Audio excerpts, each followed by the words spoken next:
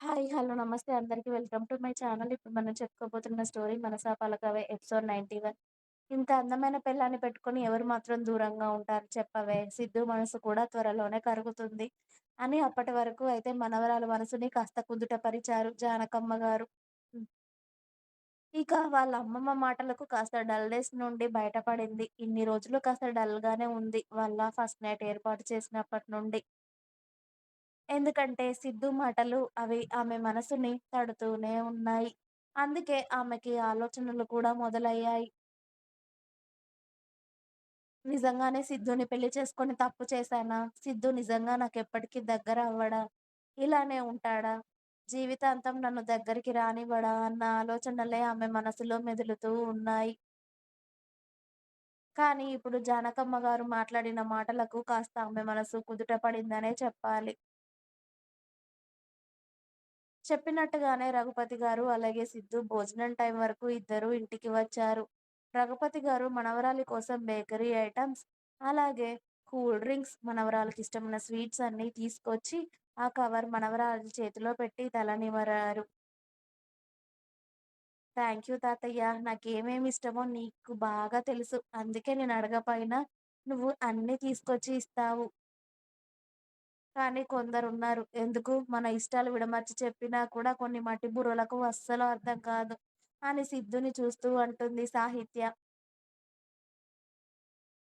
ఆ మాటలు సిద్ధుని అంటుందని సిద్ధుకి, జానకమ్మ, రఘుపతి గారికి తెలిసి, జానకమ్మ, రఘుపతి గారు ముసిముసిగా నవ్వుకుంటూ ఉంటారు. సిద్ధు మాత్రం ఒక ఐబ్రో రైజ్ చేసి అబ్బచ్చా! అన్నట్టు ఆమె వైపు చూస్తూ ఉండిపోతాడు. సర్లే మీ మాటలు తర్వాత భోజనాలు వేడిగా ఉన్నాయి రండి రండి అని జానకమ్మ గారు ముగ్గురిని తీసుకువెళ్ళి వాళ్ళకి భోజనాలు వడ్డించి వాళ్ళతో పాటు ఆవిడ కూడా కూర్చొని భోజనాలు చేస్తూ ఉంటారు. చాలా రోజుల తర్వాత వాళ్ళ అమ్మమ్మ గారి చేత వంటలు తింటూ ఉండడంతో లొట్టలు వేసుకొని తింటూ ఉంటుంది సాహిత్య. వాళ్ళ అమ్మమ్మ, తాతయ్య మధ్య మధ్యలో తినిపిస్తూ ఉంటే సిద్ధు, సాహిత్య వాళ్ళ ఇంటి దగ్గర ఎలా ఉంటుంది? ఇక్కడ ఎలా ఉంది? అని చూస్తూ అతడి భోజనం అతడు తింటూ ఉంటాడు. ఎంతైనా పుట్టిల్లు అంటే ఆడపిల్ల గారాలు వేరే అనుకున్నాడు. ఇక భోజనాలన్నీ కంప్లీట్ అయ్యాక కాసేపు రెస్ట్ తీసుకోండి నాయనా. సిద్ధు ఇక్కడున్న వారం రోజులైనా కూడా పనులు అవి ఇవి అని పెట్టుకోకు. ఇద్దరు ప్రశాంతంగా ఉండండి. కనీసం ఎక్కడికైనా అమ్మాయిని తీసుకెళ్ళమంటే పొలాలు, పనులు అంటావు. వారం రోజులు ఇద్దరు ప్రశాంతంగా ఉండండి. కొత్తగా పెళ్ళైన వాళ్ళు ఎంత దగ్గరగా ఉంటే అంత బావుంటుంది. అంతేకాని నువ్వక్కడ నేనిక్కడ అన్నట్టుగా ఉండకూడదు. సరేనా? ఏమైనా పనులుంటే చెప్పు. మీ తాతయ్య గారు ఇంట్లోనే ఖాళీగా ఉంటున్నారు కదా! ఆయన చూసుకుంటారు అని మనవడిని, మనవరాల్ని ఇద్దరూ రూమ్‌లోకి తోసేశారు జానకమ్మ గారు. ఇక సిద్ధు వాళ్ళ మాట కాదు అనలేక సైలెంట్‌గా వెళ్లి బెడ్ మీద పడుకొని అతడి ఫోన్ నొక్కుకుంటూ ఉంటే, ఇక్కడ కూడా ఆ ఫోన్ నొక్కడమేనా? వీడి పీక పిసకాలి దొంగ సచ్చినోడు. కాసేపు ముచ్చట పెడితే ఏమవుతుంది? అని హితకి కాల్ చేద్దామనుకున్నా, ఈ టైంకి తను కాలేజ్‌లో ఉంటుంది. కనీసం ఇక్కడికైనా రమ్మని చెప్పాలి. వీడితో ఎలాగో నాకు టైమ్ పాస్ అవ్వదు. కనీసం హిత వస్తే మాట్లాడుకోవచ్చు అనుకుని సిద్ధు పడుకుంటే, సాహిత్య కూడా ఇటువైపు పడుకొని ఆమె ఫోన్ నొక్కుకుంటూ ఉంటుంది. ఒక గంట తర్వాత జానకమ్మ గారు మెల్లిగా డోర్ సందులో నుండి చూస్తే, ఈ మూలకు సాహిత్య, ఆ మూలకు కనిపించేసరికి దేవుడా! అని తల కొట్టుకుంటారు ఆవిడ. ఇక ఇలా ఉంటే ఎప్పుడు దగ్గరవుతారు? కనీసం నా మనవరాలైనా వీడి దగ్గరికి వెళ్ళట్లేదు కదా! ఏం చేయాలి అని జానకమ్మ గారు ఆరు బయటకు వెళ్లి కుర్చీలో కూర్చొని దీర్ఘంగా ఆలోచిస్తూ ఉంటే అప్పుడే వాళ్ళ ఇంట్లో పనిచేసే సుబ్బమ్మ జానకమ్మ గారి దగ్గరికి వచ్చి ఆవిడ ముందు కింద కూర్చొని, "ఏంటి జానకమ్మ అంత బాధగా కనిపిస్తున్నావు? ఏమైంది? నీ మనవడు, మనవరాలు ఇంటికి వచ్చారు కొత్తగా పెళ్ళై. నువ్వింకా సంతోషంగా ఉండాల్సింది పోయి నువ్విలా బాధగా ఉన్నావేంటి? అమ్మాయి గారు, అబ్బాయి గారి మధ్య ఏదైనా జరిగిందా? చెప్పమ్మా నాకు" అని అడిగిందావిడ జానకమ్మ గారిని. ఏం చెప్పమంటావే సుబ్బు, పెళ్లయితే చేసుకుంది గానీ వాడికిష్టం ఉండకూడదా? మొదటి నుండి వాడికి నా మనవరాలంటే ఇష్టం ఉంది. కానీ ప్రేమ లేదు. ఇదే ప్రేమ, ప్రేమ అని వాడి వెంట పడి పెళ్లి చేసుకుంది కానీ, సిద్ధుని చూస్తే ఏమో ఇష్టం ఉన్నట్టే ఉంటాడు కానీ పెళ్ళై ఎన్ని రోజులైనా కూడా మా మనవరాల్ని దూరం పెడుతూ వస్తున్నాడు. అంత ఇష్టపడి అంతకన్నా ప్రాణం కన్నా ఎక్కువగా ప్రేమించి పెళ్లి చేసుకుంది.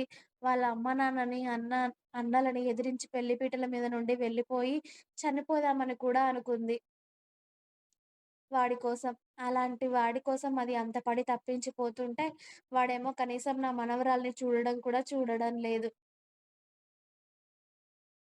వాడికేంటి ఇబ్బంది అని అడిగితే నేను ముందే చెప్పాను కదా! నాకిష్టం లేదు. నాకిష్టం పుట్టాలి అంటే టైం పడుతుంది కదా! అప్పటి వరకు వెయిట్ చేయాలి. అంతేగాని నన్నిలాంటి ప్రశ్నలు వేయొద్దు అని చెప్పాడంట. నా మనవరాలి జీవితం ఏమైపోతుందో అని భయంగా ఉంది. అసలేం చేస్తే వాడు మారతాడు? వీళ్ళిద్దరూ బావుంటారనేది అర్థం కావడం లేదు అని జానకమ్మ గారి బాధంతా కూడా సుబ్బమ్మ ముందే చెప్పుకున్నారు. "ఓస్ అంతేనా అమ్మా! దీనికే మీరు భయపడిపోతే ఎలా?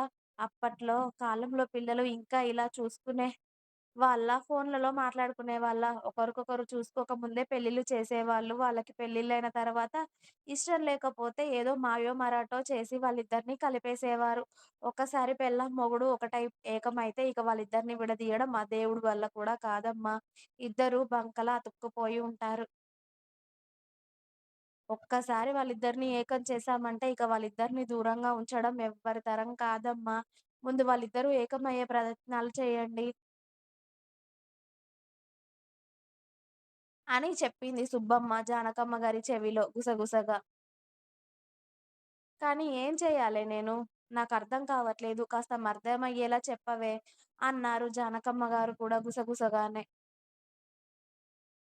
సుబ్బమ్మ అటు ఇటు చూసి ఎవరు వాళ్ళ దగ్గర లేరు. వాళ్ళ మాటలు ఎవరు వినట్లేదు అని నిర్ధారించుకున్న తర్వాత ఇంకా కొద్దిగా జానకమ్మ గారి దగ్గరికి జరిగి ఆవిడ చేతులు పట్టుకొని నేను చెప్పేది జాగ్రత్తగా విను.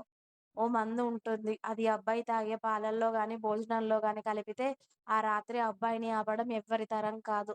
నెల రోజుల్లో నీ మనవరాలు తల్లై కూర్చుంటుంది. నెల రోజుల్లో నీ మనవరాలు వాంతులు చేసుకోకపోతే అప్పుడు నన్నడగమ్మా. అప్పుడే ఇక సిద్ధూ బాబు పెళ్ళాం కొంగు పట్టుకొని వదలకుండా తిరుగుతాడు అని చెప్పింది సుబ్బమ్మ. కానీ ఆ మందెక్కడ ఉంటుందో నాకు తెలియదు కదా! అని అన్నారు జానకమ్మ గారు. అయ్యో! దానికి మీరెందుకమ్మా? నాకు తెలుసు కదా! మా మావయ్యకి చెప్తే ఆయనే తీసుకొచ్చి ఇస్తాడు అని చెప్పింది సుబ్బమ్మ. అబ్బా! నీ నోట్లో పంచదార పోయా! ఎంత చక్కటి మాట చెప్పావే! అదేదో వీళ్ళిద్దరూ ఇక్కడే ఉన్నప్పుడు చేసేస్తే ఒక పనైపోతుంది. నా మనవడు, మనవరాలు ఇద్దరూ సంతోషంగా ఉంటే నాకంతకన్నా ఎక్కువగా కావాల్సిందేముంది? ఇదిగో అని ఆవిడ కొంగులో ఉన్న డబ్బులు కొన్ని తీసి సుబ్బమ్మ చేతిలో పెట్టి, ఇదిగో ఇది మీ మావయ్యకిచ్చి ఆ మందేదో తెప్పించవే. ఇవాళో రేపో వాళ్ళిద్దరికీ ముహూర్తం పెట్టేద్దాం మనం అని అన్నారు జానకమ్మ గారు సుబ్బమ్మతో. ఇంకా ఉంది. మీకు నా స్టోరీస్ నచ్చినట్టయితే ప్లీజ్ లైక్ చేయండి. అలాగే నా ఛానల్‌ని తప్పకుండా సబ్స్క్రైబ్ చేయండి. ప్లీజ్.